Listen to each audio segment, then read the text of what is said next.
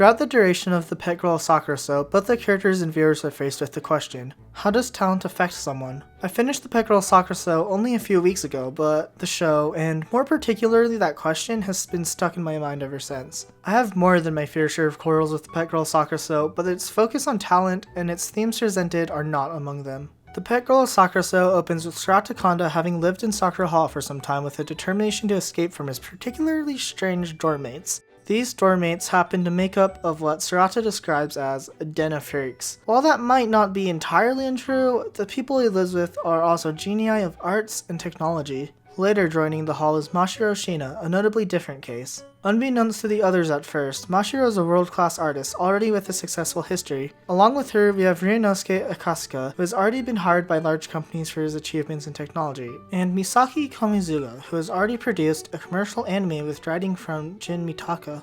In short, the relatively normal Sarata and later Nanami Aoyama are surrounded by world-class talents with track records. It's easy to see how the contrast could be overwhelming. As each character's life progresses in the story, the question remains on how talent is affecting each of these characters, whether they be the abnormally talented or the ordinary. After some time mulling over it, I decided upon 4 points that the Pet Girl of Sakurasou conveys with its themes of talent. Along with those 4 points within Sakurasou, I decided to compare and contrast those messages regarding talent with similar messages from other anime. By the end of the video, hopefully you will have a greater grasp on what talent is and how it changes the people around it. Before I get into the bulk of the video, I need to clarify for the rest of the video when I refer to talent I'll be using the dictionary.com definition, a special natural ability or aptitude. With that, we'll keep in mind that two people might be equally proficient at a task but not equally talented. We'll also take into account that many talented people are also very hard workers. The two are not exclusive. Now without further ado, I'm Biscuit7 and here's the Pet Girl of Sakurasou and anime's take on talent. 才能ってやつはさ、無自覚に周囲にいる人間を巻き込んでボロボロにしていくんだよ。近くにいればいるほどズタズタに引き裂かれちまうんだ。凡人には到底たどり着けない高みに生きる連中ってのがいる。俺たちには見えもしない雲の上の世界。 For the unextraordinary, it can be nice to imagine that those people naturally gifted with extraordinary talents don't exist. We are surely surrounded by people with talent, but there are those who we see rise above the confines of what we think we could ever do. I'd wager that an overwhelming majority of the population won't ever actually know one of these people personally. Most people don't regularly associate with nation or world-class talents. Most people don't interact with the people who have the seemingly natural ability to change the world. At Sakurasou, we aren't surrounded by just one of these rare people, but perhaps 3. The least offensive of the 3 is Ninosuke. He started a habit of becoming isolated due to the large skill difference between him and his peers. Even more so than Ninosuke, we have Misaki and Mashiro. It's certainly true that Misaki and Mashiro have rather eccentric personalities, and those personalities are certainly a handful to deal with. But when people are driven away, it only becomes harder to address the supposed problems in their personality. Shina never had the chance to convince someone to stay because she never had the chance to understand. I should quickly address, before anyone mentions it, the likelihood that many of these characters could have mental disabilities that make them harder to approach, but it's a bit difficult to approach the topic without it ever explicitly being stated in the show. Even so, we know that talent is at least one root of the issue. Art students around Shina avoid her, not necessarily out of malice, but likely out of intimidation or uncertainty of what to say. It's not like Mashiro makes it easy to address her either. It's difficult to speak to someone in a higher position than you. Talent repels. This is exemplified with 3 relationships within the show: Mashiro and Rita, Misaki and Jin, and Mashiro and Sarata. Rita's relationship with Mashiro in the arts is the most clear example. Through Rita's explanation, we learn that both her and Mashiro knew each other from an art studio they attended from childhood. Though they started with a number of hopeful pairs, over time, the number of them began to dwindle until only Rita and Mashiro remained. Most anyone with decent problem-solving skills and emotional intelligence could instantly pinpoint the root of the problem. Shina's talent was too overwhelming. The problem is that Shina doesn't have any understanding of emotions, even within herself. Eventually, Rita couldn't stand Shina's incredible aptitude for art and incredible inaptitude for everything else. In the end, Mashiro had inadvertently smothered and drowned any motivation for art Rita had left, without a realization nor a second thought. Why should she bother trying if Sheena outshined her despite her hard work and efforts? Why bother if Sheena doesn't even care? Misaki Kamigusa is an incredibly talented animator. Misaki is the top of the school academically. Misaki also has incredible physical stamina and perseverance. Despite all of that, Jin remained as her only friend her age throughout junior high. Her lack of friends didn't stop her from creating an anime single-handedly start to finish. Every step of the process, from storyboarding to animation, was done by her, except for the script done by Jin. An unsatisfactory script. Even though the two had been friends from childhood, the apparent gap in ability drives the two apart further and further over time. She only loves Jin, but he won't accept a relationship because of that gap. To him, the relationship wouldn't have the balance that each of them wants to offer to each other. Misaki's inability to connect and be taken seriously by her peers only drives Jin further away. A wedge is driven between the two and more difficulties in finding equal footing appear. From the moment of their meeting, Sarata has had to deal with Mashiro's inability to function like the people around them. She's painfully naive, doesn't understand his boundaries, causes one misunderstanding after another, and fails to read emotions. Through success after success for Sheena, her attempts to help Sarata only create more of a weight on his back. Though it's far from intentional, she only aggravates the wounds of Nanami and Sarata's repeated failures after their hard work. And when he sees Mashiro's work in a gallery, Sarata fondly realizes that she lives in a higher plane than he could ever reach. Mashiro is a girl with her head so above the clouds, it's impossible to reach her. Even if he could, why should Sarata drag her down out of the position that he could never maintain? Talent repels. Overwhelming talent can suffocate and drive away the people around it. Not only does it hurt the people around the talent, but it acts as a blockade for the talented to get what they really want. Because of this talent, Ryunosuke becomes increasingly cynical and incapable of speaking honestly. Misaki is somehow simultaneously not taken seriously and put on a higher pedestal that makes her love for Jin ineffective. And Mashiro struggles to understand others, only hurting the people she loves. Talent repels. However, talent can bring great, positive impacts to the lives of others. It's certainly true that Mashiro brought a great deal of emotional turmoil to Rita, Nanami, and Sarata because of her natural aptitude. Despite this, we see Mashiro move the others. Rita rekindles her love of art and finds it by working with Mashiro to create a product. She learns that she might not have the same ability as Sheena, but that she has her own talent to bring. Sheena's manga based on Sakura Hall moves Sarata to run towards his dream and find what he really wants. In the end, Misaki pushes Jin to seek a separate path to improve until he's a better writer. Misaki even uses her position at the top of the school to give the final push for saving Sakura Hall. Not only that, but Sarata's newfound determination brings his sister to take an entrance exam to a school she never would have been considered smart enough for. Talent moves others, and it creates ripples further than the eye can see. This talent brings others to push themselves beyond their limits, beyond the very limits that no one else has. Moving from Sakura Hall to Polar Star Dormitory, we'll examine what Food Wars Shokugeki no Soma has to offer.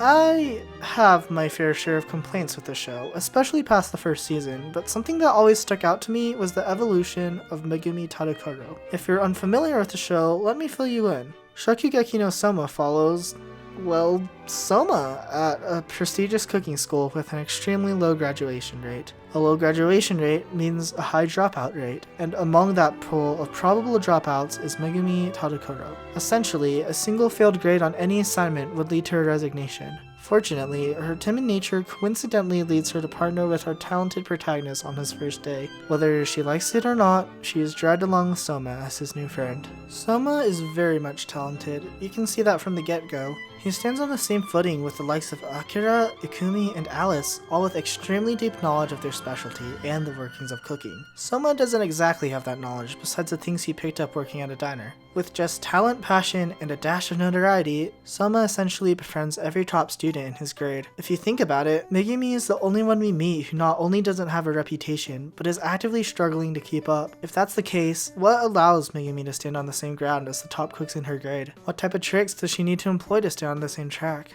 I noted earlier that the Pet Girl of Sakurasou shows many instances of talent repelling. While this is certainly true in some aspects, it's just as noteworthy to remember that talent attracts. As I said earlier, Soma is surrounded by the most prominent people of his year, but even more so than talent attracting, talent finds other talent and brings it out to its fullest. Back to what I asked earlier, what lets Tadakura stand out, and what does she do to get to that point? While we know that Megumi has some cooking prowess at the beginning of the show, she goes to an elite cooking school, that much is expected. The truth is, Megumi doesn't have to employ any strategies or tricks to stand on equal ground. At least, the only tricks she uses are homegrown to make her cooking better. It's only due to the influence of Soma, residents of Polar Star Dormitory, and other students that she works harder than ever for her success, and her talent is able to bloom. With newfound confidence, she can properly display the results of her work and techniques learned in her upbringing. Not only that, but we start to see the ripple effects. Residents of Polar Star Dormitory begin to perfect their crafts, and characters like Takumi, Ryo, and Misako have their horizons expanded and abilities pushed past their limits, despite their already apparent talents. It even spreads back to Soma after a semi-unsuccessful competition with Shinomiya, spurred by Megumi. Now, back to Sakurasou, Sarata only gets to start in game design with the help of the other residents, particularly Mashiro and Ryunosuke. It isn't until Sarata sees Shina's manga draft that his decision to stay in Sakurasou is solidified, the manga that was only picked up because of her artistic talent. It's hard to say if Sarata has the natural talent for game design, but he never would have known regardless without the help of the talents around him. Sometimes the work from a talented creator is what draws out the dormant talent within us. Both Sakura Hall and Polar Star are the living places of supposed outcasts trying to hone their talents. Of course, the relationships between the residents of both dormitories have more than talent, but ultimately they were drawn together by what they love doing and what they are best at. Mashiro's final painting of the series gives a last additional push to appeal to the student body. Unites cooking and eating dishes from each resident's unique style at Polar Star fuels their resistance. The products from each person's talents created happy memories that cause the characters to take action. Talent repels. It causes pain and pushes people away that feel like they can't reach and end up hurt. Yet, talent attracts. It brings both the talented and the supposedly untalented together. Talent pulls out hidden talents of others and strengthens the talents already found. And maybe most amazing of all, talents drive others to act. 私知らなかった。何をですか？リタが何を思っているかなんて。今はどうですか？わからない。そうでしょう。それでこそ真白です。全然気づかなかった。そういうところが嫌いです。 From the get-go, you can see that Shina's pretty naive. Not only that, but she fails to emote and understand emotions. Not only that, but she doesn't know how to write a realistic or interesting story. Not only that, but she's extremely inexperienced at serving her basic human needs like putting on clothes. Not only that, but she doesn't understand etiquette or manners or...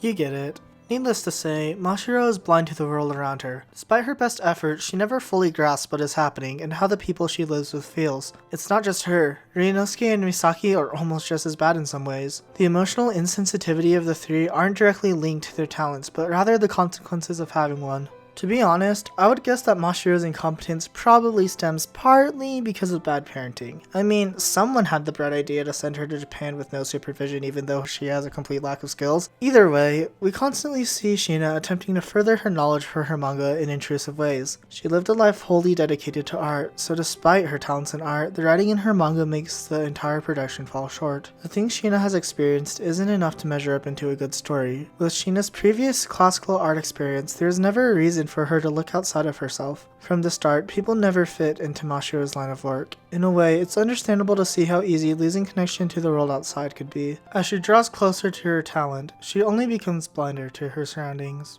We could say the same for Ryunosuke. He takes all his work by himself. It isn't hard to imagine him as a lonesome person his whole life, but we do see him with friends only a few years in the past. Ryunosuke probably already had an off-putting personality and set of quirks, but he doesn't become estranged from others until his talents become involved. His talent pushed others away, and without the need for them, Ryunosuke sank deeper into isolation. When your work can be done single-handedly, it's easy to get lost in yourself. We'll move from Sakura Hall once more to a small village in the Goto Islands. Barakamon is a story about Sei Honda reconnecting with the simple pleasures of life. Honda's talent happens to be calligraphy. When his inspiration dries up and he acts rashly, Honda is sent to a small town in the middle of nowhere. It's fairly apparent that Honda is in many ways a mess outside of his talent. He doesn't have close friends, he's a slightly awkward coward, and he can't really care for himself all that well. When his talent dries up, he's left with very little. In Sakurasou, we see Sarata lash out at Mashiro for accidentally cutting her finger. While the reaction might have been a bit much, the sentiment is understandable. The hard truth is, without hints or drawing, Mashiro is only a burden.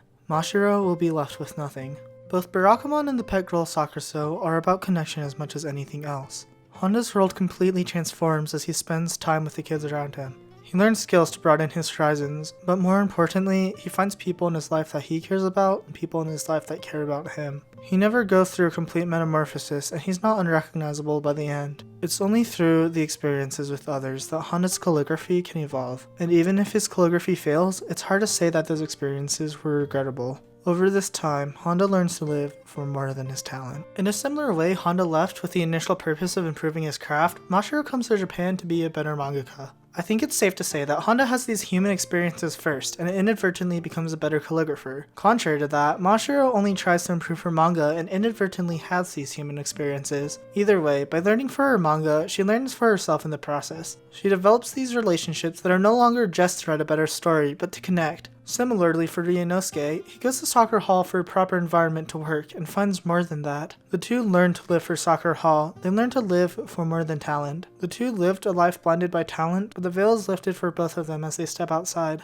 Now let's talk about Misaki. She follows a similar case from the other Sakura Hall residents with key differences. Like the others, she never had the friends or support from others that she needed, but unlike the others, Misaki has always been actively seeking connections. She wants a place full of friends, and she wants to deepen her bonds with Jin. She excels at near everything she tries, and she's completely open to trying anything. Theoretically, Misaki would be a fantastic friend. She could technically fit anywhere. However, Misaki is unable to connect because she's surprisingly unempathetic. Now, don't get being unempathetic confused with being apathetic. While someone might be unempathetic because they don't care enough to try, Misaki is that way because she hasn't been through the same emotional or mental beats. Most obviously, Misaki doesn't understand the sensitivities of others and why those sensitivities exist. Most people wouldn't want you breaking into their room and trying to strip you, but Misaki has no reservations, going completely nude in an effort to impress Jin. Something someone would consider a mess is just another way for her to show affection. But even more so than that, Misaki doesn't feel the same way as others do. She accomplishes a task that would normally take an entire team of experienced workers just because she wants to. She's not singularly talented though. She's likely top of the nation in academics, is incredible at video games, a natural public speaker, never tires physically, among many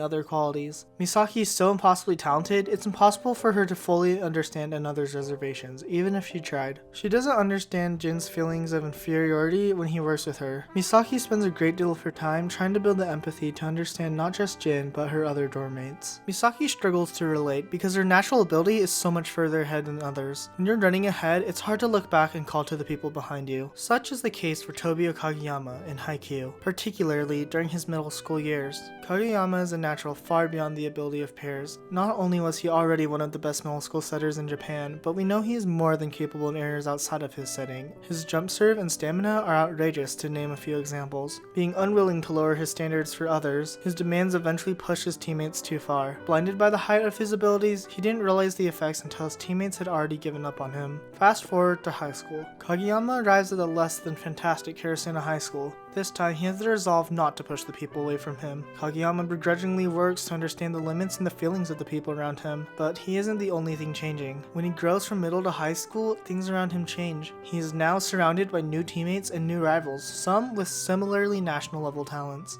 That's the thing, both Misaki and Kageyama work their hardest to improve and to understand. They work not to have their talent wholly define their lives, and as they change, the world around them keeps revolving too. The people you know improve and grow, and new people are introduced to you. When the veil of talent is lifted, you see the gap is only narrowing between the ordinary and extraordinary. Oikawa has less of the natural talent than Kageyama, but he doesn't lay down and take it. Hinata refines his abilities day by day, trying to push past the reliance of Kageyama. Jin doesn't simply give up, unable to match the quality Misaki needs. He goes to a separate college for the sole purpose of perfecting his craft. Even someone like Nanami gives her all to bring Misaki's creations to life. We see the talented learn and understand. Kageyama does his best to match and understand Hinata's play, and Misaki formally apologizes to Sarata before she leaves. They grow to understand, and the world grows with them. Kageyama will eventually go to college with the best of the best and a new team. Misaki will be introduced into an industry with different otherworldly animators. If either of them become lax, they'll be the ones left behind. And either way, the people they were once unable to understand will draw closer by the day.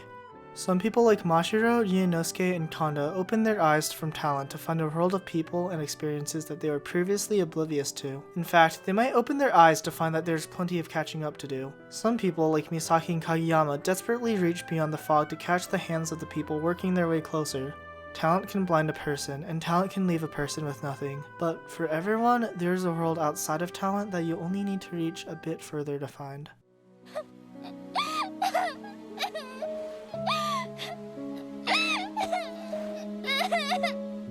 リタ、ありがとう。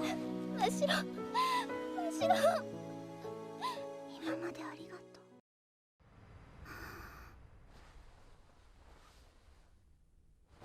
いろいろいっぱいありがとう。 There are two particular emotional high peaks that come to mind when I think of the Pet Girl of Sakurasou. The School Festival in episode 12 is the first of the two. Watching the product of Sakura Hall's residence is enthralling both to the in-universe audience and to the viewer. To the viewers, this moment is the culmination of every character's efforts. It's the one sweet victory everyone can have together for a very long while. To the characters, this interactive animated video game brings revelations to the entire cast. First and foremost, this is the one and only moment talent positively benefits every single prominent character in the cast. This is a project that could have only been made by Sakura Hall. To Kanda, this is his first and only full success as a game director. The entire system and every risk he takes pays off. To Aoyama, the same joy and hope she experienced as a child is put right in front of her eyes through her voice. Mashiro gets her first break with active reception outside of her classical art career, proving she can have a future in manga. On the other side, Rita finally overcomes her inferiority and realizes that her efforts are just as valuable as Shina's. The gap in ability didn't matter in the end. Ryunosuke makes valuable connections, particularly with Rita, as he has to leave his room to work for the first time in ages. Misaki makes another hit with the script provided by Jin, and her work directly affects the student body that she loves. As for Jin, his script is more than satisfactory not only for Misaki, but the people around him. Plus, he's able to see the results of his skills completely outside of writing, specifically his efforts in overall production. In short, everyone benefited. When you put everyone's talents together, it created something that can bring much more than a single effort could. From one group animation to another, Keep Your Hands Off Eizouken is a perfect example of talented creators working together to make a wonder-striking product. Midori Asakusa is an avid anime fan who often gets lost in her own fantastical worlds. Years of drafting ideas and sketching makes her an animator with an eye for detail and the fire to bring ideas to the screen, even if she struggles with the social aspect of creation. Tsubame Mizusaki, on the other hand, is a popular model who wants to be a model animator instead. She's fascinated with the intricacies of character animation and loses herself in the motion, fully committed and stubborn to create the movement she wants. Sayaka Kanomori finishes the trio with essentially no animation experience. Despite this, her sharp tongue and management skills make her a particularly important asset to the team. We know that Asakusa and Mizusaki are very talented animators with the ability to do amazing things. Despite that, it would have been impossible for either of them to create the animations they did without their newfound connection as the Club Eizouken. The three do well to cover each other's weaknesses and bring out their strengths. For example, Asakusa's head is full of limitless ideas, but she has difficulties laying them out and expressing them. She can only storyboard those ideas with the enthusiastic skill from Mizusaki backing her up and the strict Kanomori keeping her on track. The three consistently support each other and keep the group upright. It could be as obvious as Mizusaki being a character animation specialist and Asakusa being the specialist of pretty much everything else, but it could be the way Kanomori handles all the background work from supplies to permissions to outsourcing in order for the other two to be able to single-mindedly focus on their passion. Even when it's just bouncing ideas off the others at a ramen shop, what ultimately allows their work to hit the screen is the security they have as a group. The Eizouken hits it off pretty fast, but Sakura Hall has trouble finding the same security in each other for most of the series. It takes a while for everyone to get on the same page. Once they do, once Rita can find the will to work alongside Mashiro, once Ryunosuke can clearly communicate with the others, once Sarata and Jin try to fulfill the expectations of the others, you can see the security and synergy in the team. They fill in the gaps that they can't fill in for themselves. Even something as simple as Nanami being the supposed normal girl that's able to socialize is a strength that couldn't be taken out. Whether it be in Sakura Hall or the Eizouken, when you can trust in someone else's abilities, you have the safety to fully implement your talents. And when everyone is allowed to drive full speed ahead, the talent will be far beyond the sum of its parts. That's made more evident by the fact that some of the parts in the product might not be equal to the others. Of the 7 characters, 2 of the characters have no outstanding talent or history, and 2 feel vastly inferior to someone else in their abilities. Even so, I still believe that every single resident in Sakura Hall was just as important as the others for the cultural festival. When you're in a group able to hold each other up, you don't need every member to be exceptionally talented to have an exceptional yield. Let's quickly come over to Amagi Brilliant Park. Seiya Kunie is a former child actor and current narcissist. It's not exactly unjustified, he's an attractive multi-talented genius. With these talents, Seiya is put at the head of a surprising new project. Become the manager of a quickly dying theme park in order to save the magical residents. The matter is that the park brings far more work than he could have predicted, and he's surrounded by deadbeats completely unable to maintain an audience by themselves. Even so, it's quickly apparent that there's no way he can save this park by himself. Amagi Brilliant Park is about community. Even with Seiya's talents, there's too much ground to cover himself. In the end, the park needs every person that it can get in order to recover. It's true that characters like Moffle, Terumi, and Macaron have their individual specialties, but the specialties are essentially useless the way that they are using them. To be honest, Seiya does very little in terms of entertainment for the visitors, at least in person. His role is mostly to give a guiding hand in directing the supposed deadbeats. Even the most useless workers are giving a role in the system that keeps the park turning. Everyone has something to offer, it just takes some time and a trained eye to bring it out sometimes. This couldn't be hammered home even more than when Seiya is in charge of hiring new human employees. They all have their strange quirks and strengths that are irreplaceable in the team. To avoid major spoilers, the park can only avoid closure thanks to the individual connections of each worker. Talent will never go away. Individually, it gives some people what feels like an unfair leg up. Despite that, the best work often comes from a team. When you have a synergetic team that can fall back on each other, everyone can find a place to create something amazing, regardless of talent. 今日まで一緒にいてくれてありがとう。ありがとうよりもありがとう。両手いっぱいの幸せを持って私は今日水耕を卒業します。 You may have caught this from the other points, but it bears repeating. There is life outside of talent, whether you have one or whether you don't. The Pet Girl of Sakurasou is about talent. But the Pet Girl of Sakurasou is also about relationships, memories, dreams, and more. Because life is also about more. Earlier, I mentioned one of the 2 emotional high points of Sakurasou. If you haven't guessed already, the second high point is the graduation speech from episode 23. The climax of the show, the way Sakura Hall is saved, has almost nothing to do with talent. For the past few episodes, the residents of Sakura Hall fight to keep the building standing. The students ask for signatures to petition the safety of their home. They stand through darkness and rain. They spend all their free time at school for the sole purpose of Sakura Hall.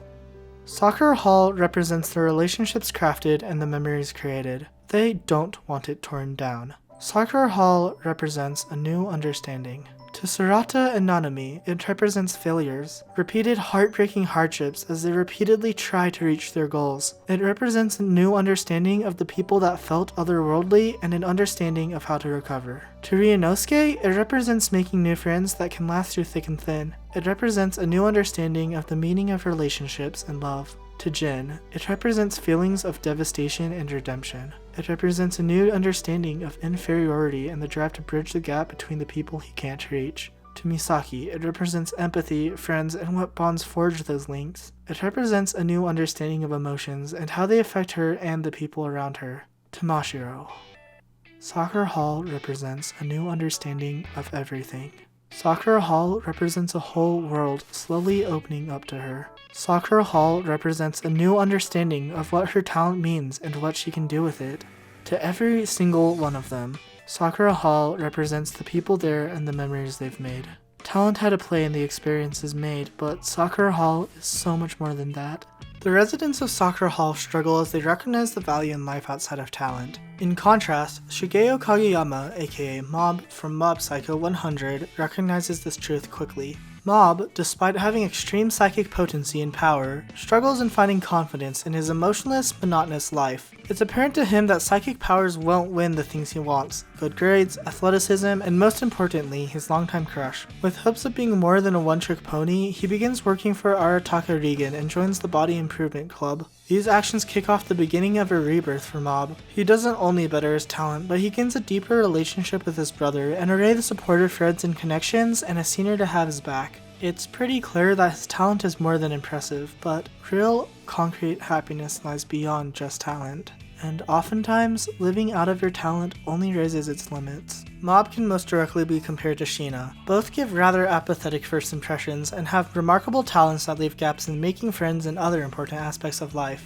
In both cases, their talents actually place what they most care about in danger. Because of Mob's Esper talent, his brother is placed in extreme danger. I'm not trying to spoil too much. With Mashiro, her reputation puts the existence of Sakura Hall at danger. The life outside of your talent can be most threatened by talent itself. Contrarily, you can use your talent to protect those same things. Sheena moves her dormmates for a final push with the painting left behind, and Mob just destroys all the foes he comes across. When you discover something to hold close to your heart, you do everything you can to protect it. The more Sheena and Mob explore, the more things they want to protect. Friends, family, the places you live and go, the daily routines you find yourself in.